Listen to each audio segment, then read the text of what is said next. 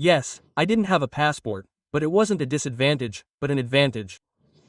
I didn't have a passport. Why? Because I refused the Soviet one. I went to the embassy, put my passport on the table and said, thank you, but no. They told me, submit an application to the Supreme Soviet. I received a piece of paper from the Supreme Soviet, I still have it somewhere, signed by the then Secretary Gergadze, I think that was his name, that you are losing your Soviet citizenship. Okay, I could live with this passport and this piece of paper. And when at STB, after the charter had already been signed, they told me, we'll send you to Siberia. I said, how can I not be Soviet? How can you send me to Siberia? It is a foreign country, theoretically. It was already foreign to me, since I didn't have a Soviet passport. And on the other hand, I didn't take Czech, and that saved myself from going to jail, because I would have probably gotten into trouble. Although, when I later wrote to the newspaper Russkaya Mysl in Paris, Natasha Gorbanevskaya, who was the editor at the time, wrote to me, well, what kind of terms are these? They give 7 years for the charter. That's like sitting in a latrine, because in Russia they gave 20 there and 5 for the rapids. Quote, well, in short, here it was still a slightly different atmosphere. In short, the fact that I didn't have a passport actually saved me at the time, because the only thing they could offer me, which was done, was to go abroad. Get out. And that's what happened. Well, we'll get to that now. In principle, it was very difficult to deprive me of my translation job, because it in no way requires the employer's stamp, which was sometimes in passports. Here, a passport was put, the employer's stamp. Every policeman who stopped someone saw where the person worked. I never had this at all. By the way, what surprised the police when they stopped my car was that I never had a stamp. They said, where do you work? I said, like the Georgian in the old joke, where do I work? Where do I work? I work in the fresh air. In such a suspended situation, I myself demanded some kind of legalization of my situation. I said, for example, during interrogations at STV I said, well, why not? There are a huge number of Spaniards here, emigrants. Emigrants from 1938. They're descendants of the Greeks, this was already 1948, the civil war in Greece and so on, they all fled to Czechoslovakia. Here it was like an intermediate state. And there are quite a lot of them, there are still a lot of them. They are from those who did not take Czechoslovak citizenship, they still have Nansen passports, free passports, registered there with the UN, but I did not have one. They told me, this one, you don't fall into this category. You are a former Soviet citizen. You have no citizenship now, you have only one path. Quote. And when these speeches were going on, they took my green passport, it was called apparently residence.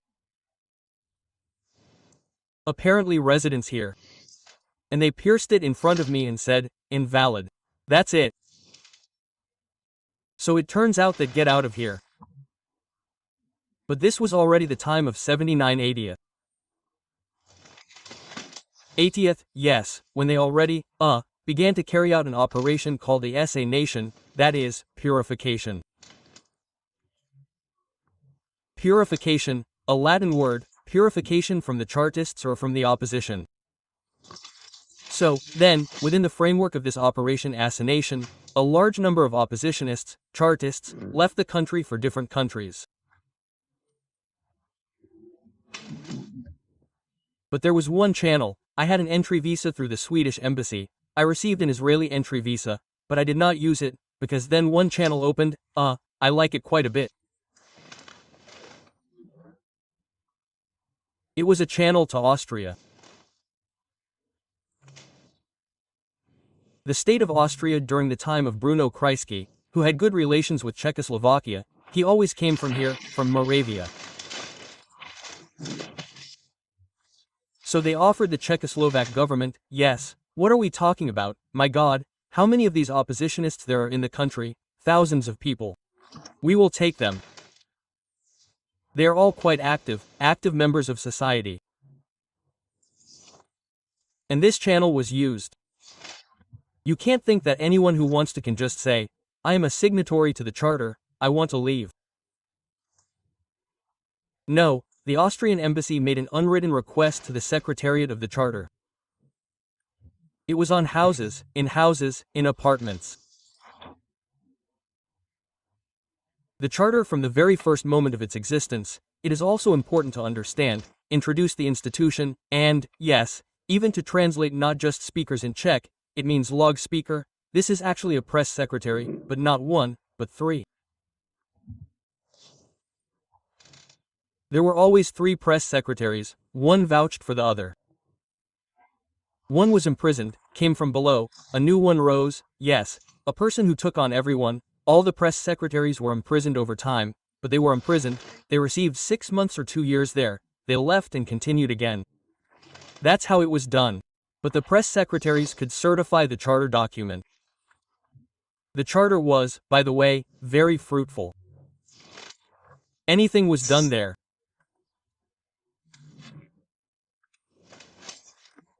Literature went into 2 or 3 streams of separate editions. Law enforcement activities were carried out in Czech, for example, the Committee for the Defense of the Unjustly Prosecuted.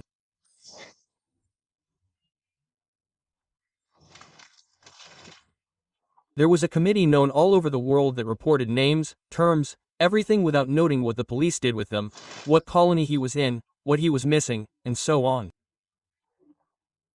All of this was strictly registered. And all of this was always signed by 3 press secretaries.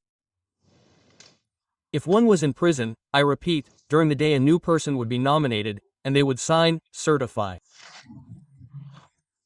And therefore, everyone who wanted to sign the charter, he was obliged not only to declare what I wanted, but he was obliged, to show the signature of these press secretaries who certified his membership. He wrote, as I did, simply came to one of, he, fortunately, was my friend, one of those who, as it were, was in the circle of friends and then ended up in the charter.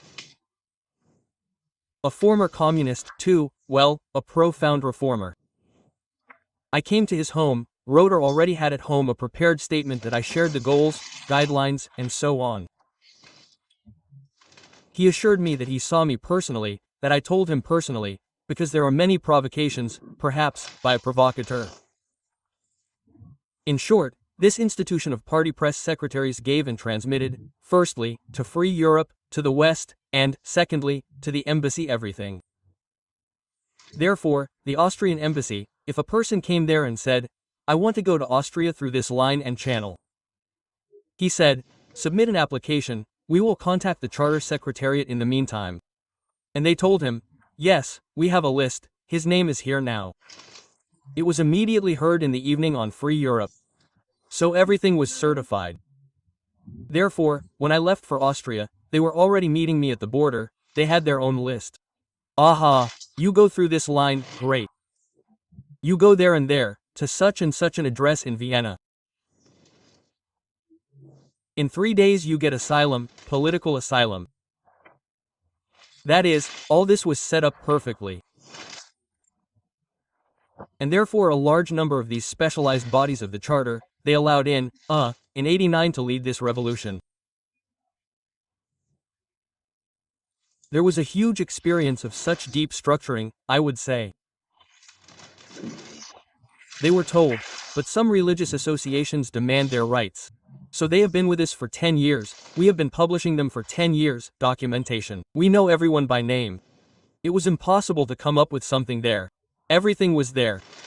Everyone who was published in Samizdat, in Tamizdat abroad. Everything was documented. And now, as we speak, in 2020, in Prague there is an active institution, an institute called Libri Prohibiti, Prohibited Books. This is a library of prohibited Samizdat, Tamizdat books, where former members of the charter gather for some cultural events and so on, New Year's trees and so on, and so on. One of the reasons why Andrey and I chose the Czech Republic and Prague for emigration, for moving from Russia, when we decided that we could no longer live there, was that Václav Havel lived here at that time.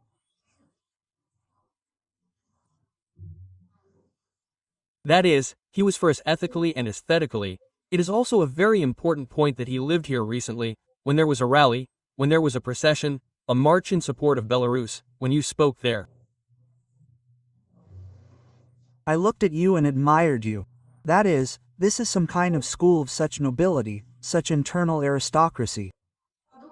And I thought, why don't I know this in Russia? This brings me to the thought, can there even be such a charter in Russia? Because it is both aesthetically and ethically, well, there is such a connection, in my opinion. I don't want to talk about myself, but, in principle, I'll rather approach it from the other side. By who embodies the movement, I don't want to say leads it, embodies it. You can understand a lot about the spirit of the people and from the soul of the people. The spirit is separated. The spirit of the times is zeitgeist. Not itself is not the same as the soul. But it is very important who turns out to be the personification. Havel embodied this Czech environment much more, which has a lot of its own shortcomings. I consider the advantages I attribute some kind of moderation. Moderation. This can be both an advantage and a disadvantage depending on the circumstances. Nevertheless, it corresponds to the spirit. In such an aristocratic tradition, the Czech Republic, Czech society is a country without its own aristocracy. It was knocked out 300 years ago, when there was an unsuccessful battle on the White Mountain. And the Habsburg, in fact the Crusaders, the crusade of Europe against the then Hussite Czech Republic and all the local nobles, the aristocracy and so on were knocked out. Only a few remained, but those that remained were noble, and those who began to come. The orientation was still on the aristocracy of the spirit. And Havel was not at all accidentally in the very center. He is from a very good old, I would say, ancient family. This, of course, because I say there's no aristocracy of its own left in the Czech Republic, but there remains a good upper bourgeoisie.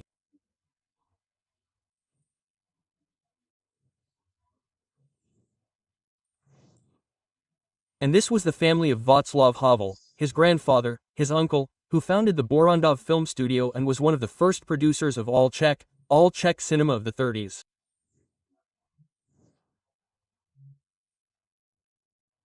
It was extremely highly valued. It competed with the Berlin studios and did quite well.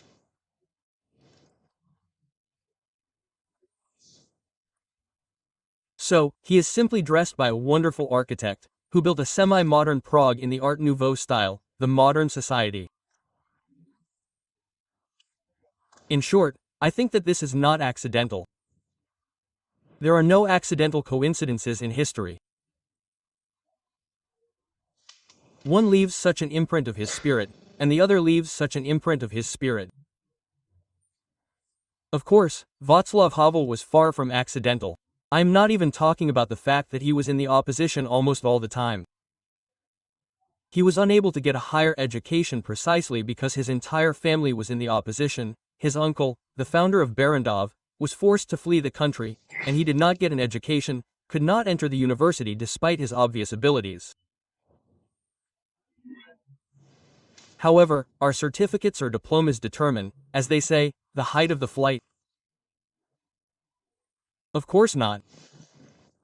A high spirit, he shows himself, as they say, in Russian. He will break through. And in this case, the environment, although it consisted of very, I would say, not small people, recognized his spiritual primacy. And it was concentrated around him.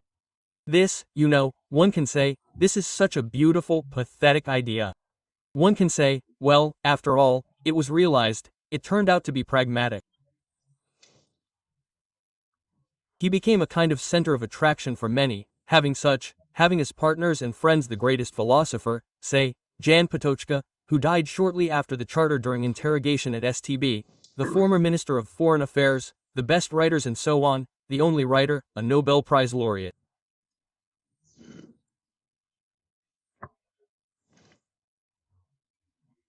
Nevertheless, it was he, a man without education, but from a very, I would say, educational type of family, who became the center of this entire opposition movement. Everything has its deep, not always a visible, not always articulated justification. The Czech Republic in this sense was a traditionalist country, even in those of its, let's say, aspects that seemed liberal left there. Gavril himself was a left liberal, in principle, but he personified traditionalism in a sense. So in Russia, Here, it seems to me, it is precisely this difference that is very important. Why did I start talking about the charter being born when it became clear that one should not fight alone, but for the sake of purity of principles?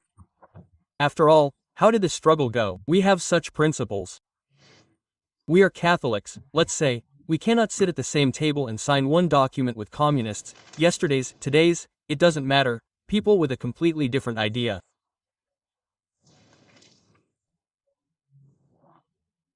This mutual alienation, it was overcome quite successfully for the sake of some goal. They decided correctly or even did not decide, maybe, but they did the right thing. They said, we will always have time to disengage. First, win, and then start disengaging. This is not happening in Russia. There, a completely depressing, opposite social reflex is happening. This reflex to disengage, yes, this is Lenin's thesis and position. Before uniting, we must disengage. Lenin said so. But here, the opposite has happened. The Russian intelligentsia is striving first of all to disengage. Therefore, one can only watch with a deep feeling of deep annoyance how these parties are emerging. They are breaking up into dozens of small factions, and the first thing they do is start devouring each other. The first thing, as soon as some kind of core of attraction appears, dozens of voices immediately appear that say, "Excuse me, this is a special project of the FSB, they came up with it, neither we nor you should sing under their mute," and so on.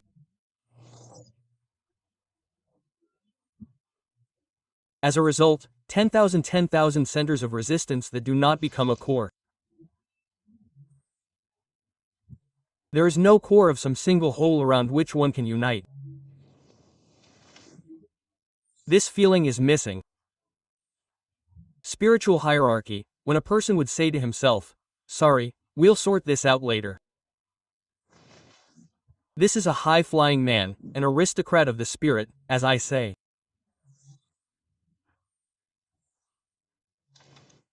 Let's try to unite around his ideas to fight the current regime, and not try to prove that we are more right than he is, in the sense of more right than he is. So, how can we unite? This is a Russian misfortune. By the way, it has always been an emigration, I sometimes thought, since I belong to two emigrations at once and to the Czech one. I was always surprised why once a year.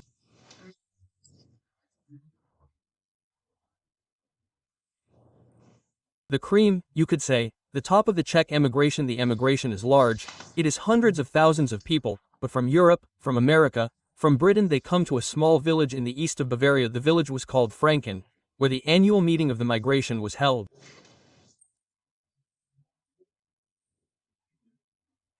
Types, so it was called in the Czech environment Franken.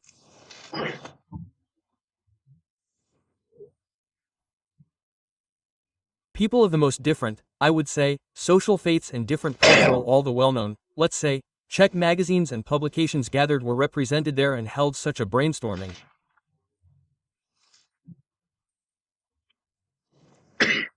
What are the tasks of today?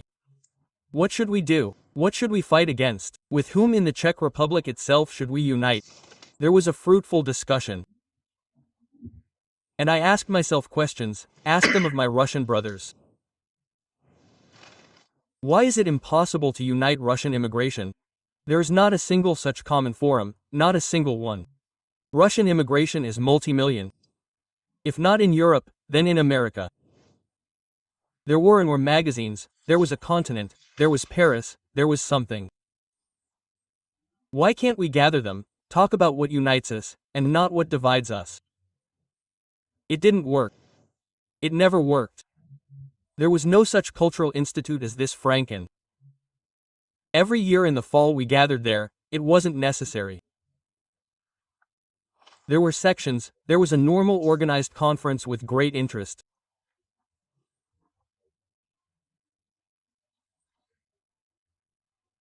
In recent years, the last 2 years, the communists have already sent some of their delegations to this Franken, writers, of course, who are easy as steam of course, they crushed the big good minds of the emigrants with a steamroller.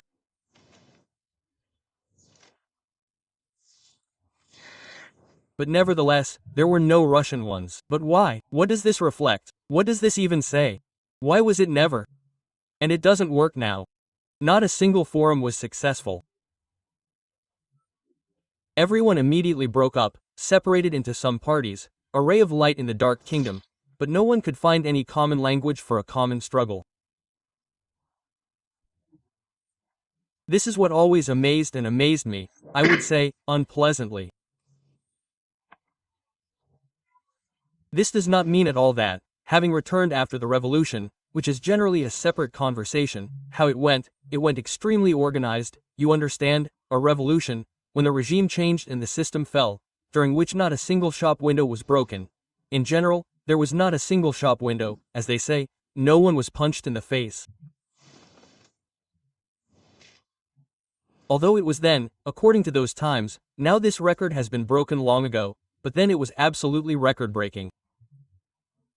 There were 1 million demonstrators on the Letna wasteland above the city. Collect together 1 million demonstrators in a 10 million, let's say, country in the Czech Republic, I'm not counting Slovakia now, it was already a rare success.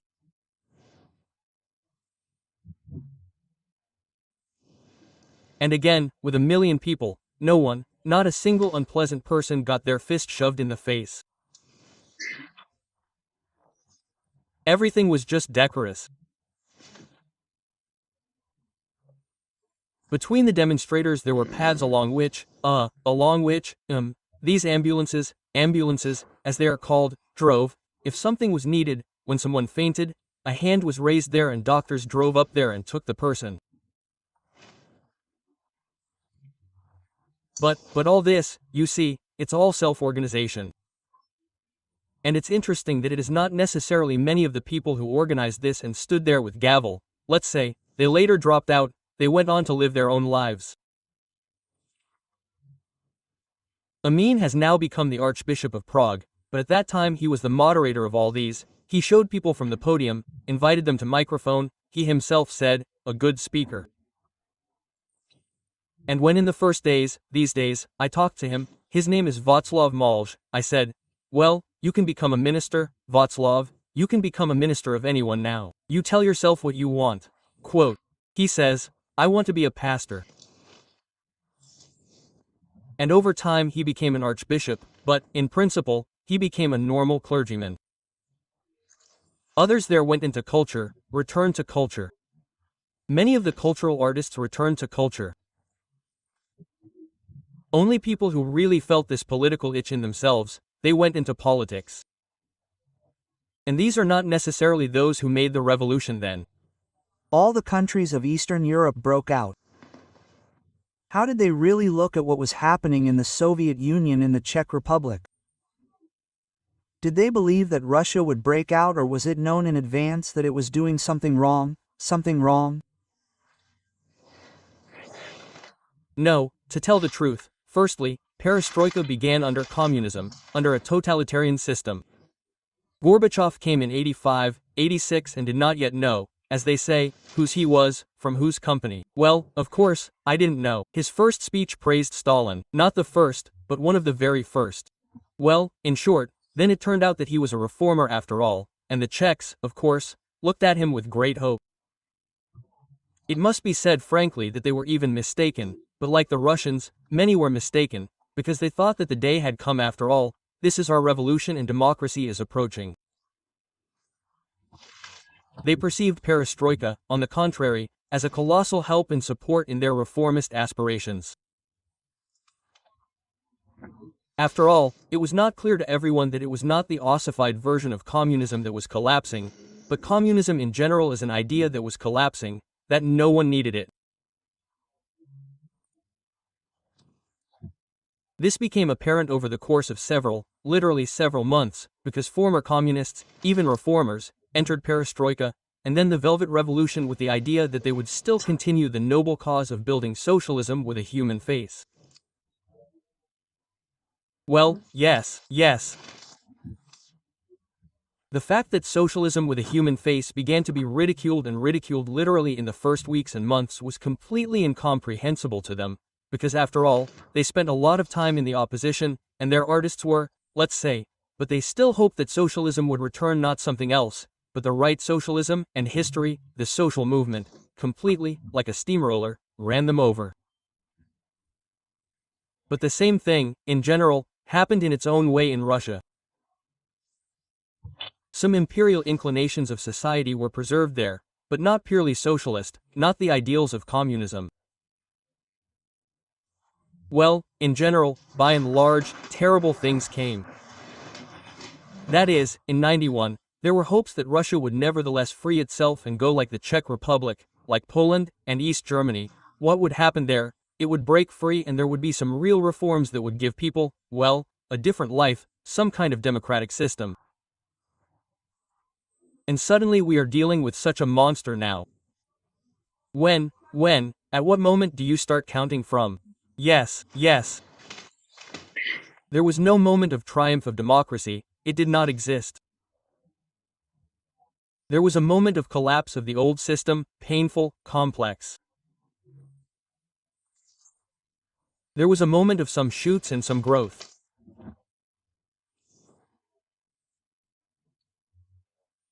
I would call it both an intra-regional parliamentary group, and, then the possibility of some elections in general, but by '96, as we remember, it ended, perhaps, normal electoral processes became a question of money.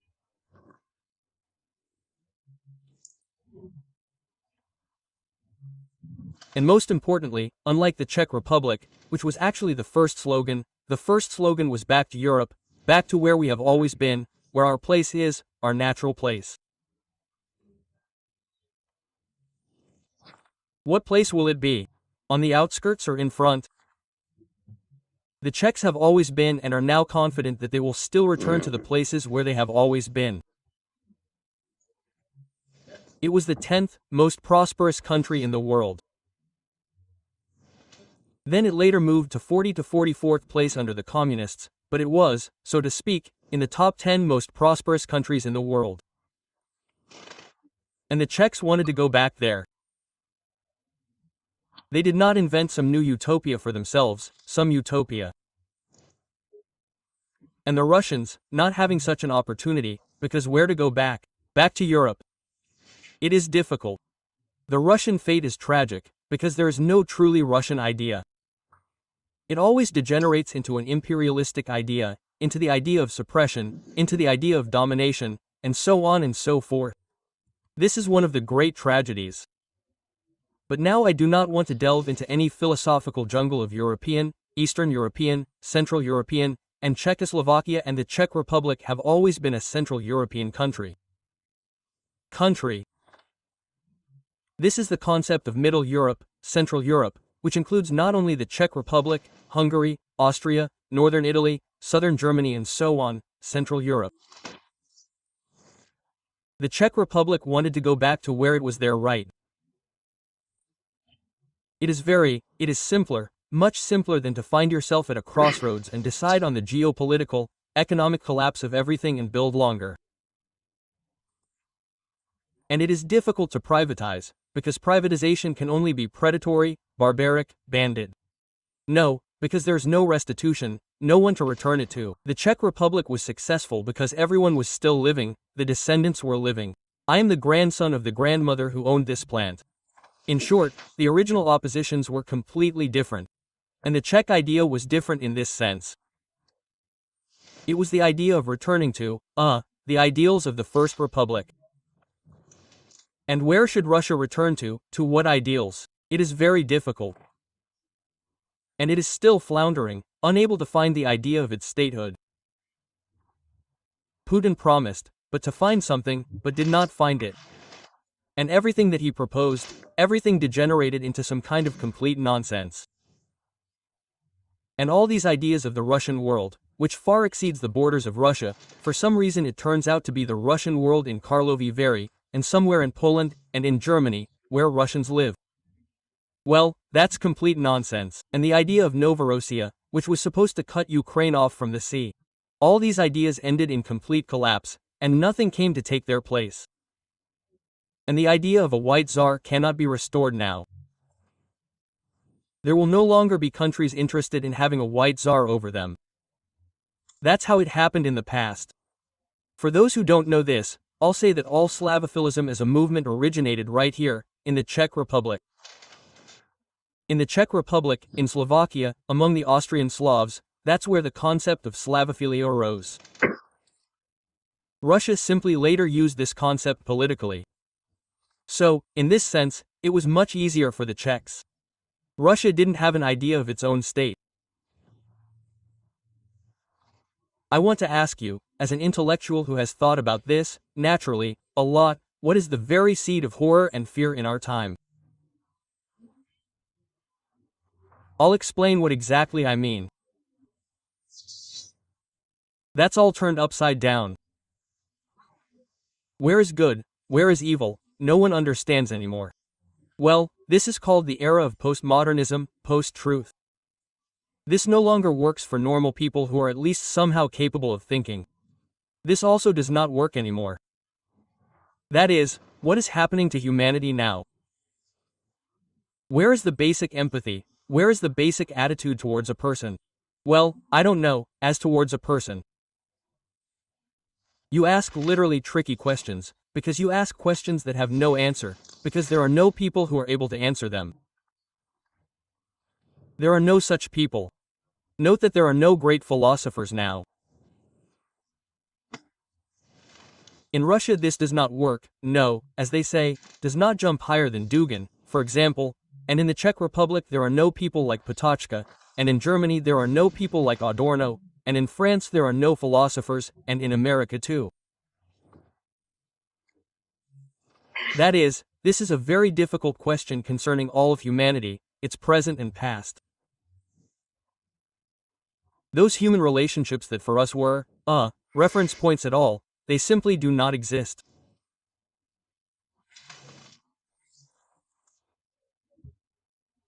That is why, when I watch some old films, even if they are French gangster films, say, with Alain Delon or as they say, I watch and cry, because human passions were played out, and human passions usually ended with the victory of good over evil.